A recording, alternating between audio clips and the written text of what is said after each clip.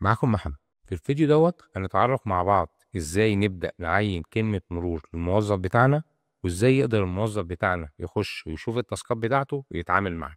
أول خطوة، الموظف عندنا نقدر نيجي من هنا هوت ونضغط على تعديل ونبدأ نكتب له كلمة السر بتاعته. مثلا نقول له مثلا هنا نكتب له كلمة السر الخاصة بيه، وده الإيميل اللي هو هيعمل بيه لوج. نقدر نعمل حفظ.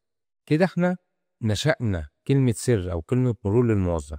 بناخد الإيميل بتاع الموظف وناخد الرابط دوت، ممكن نفتحه في تابة جديدة بالشكل ده.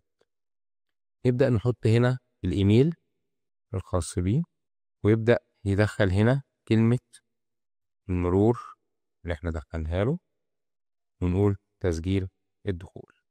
بعد ما اليوزر عمل لوجن بيظهر له لوحة التحكم الخاصة بيه. لوحة تحكم الموظف مبنية بطريقة بسيطة جدا.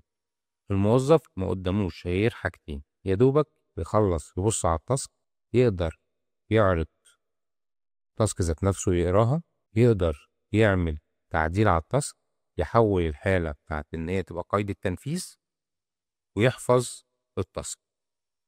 لو مطلوب منه في المهمة بتاعته إن هو يرفع ملفات، يبدأ يرفع الملفات والملفقات، أو يضيف الروابط بتاعته، أو يكتب الكونتنت بتاعه هنا اهو. أي تعديل بيعمله الموظف بيظهر معايا الناحية التانية عند الأدمن. يعني لو جينا هنا على الخطط الشهرية، بيبدأ أي تعديل يعمله يقول لك إن هو قيد التنفيذ مثلا. تعالوا نغير هنا هو، نخلي الحالة بتاعت ده مكتمل، نعمل حفظ هنا هو، ريفريش، خليها بقت مكتمل.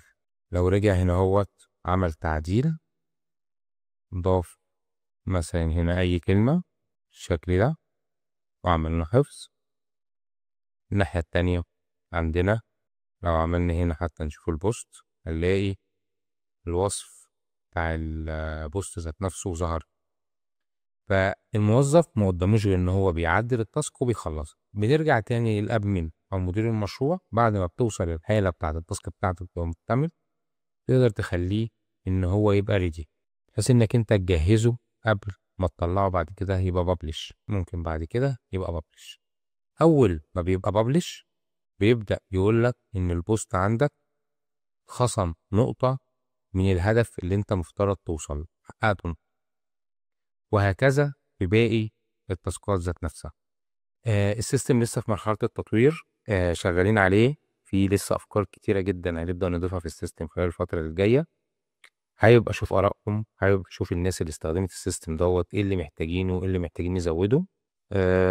وشكرا ليكم، وكان معاكم محمد من ماركت لينك. شكرا جدا.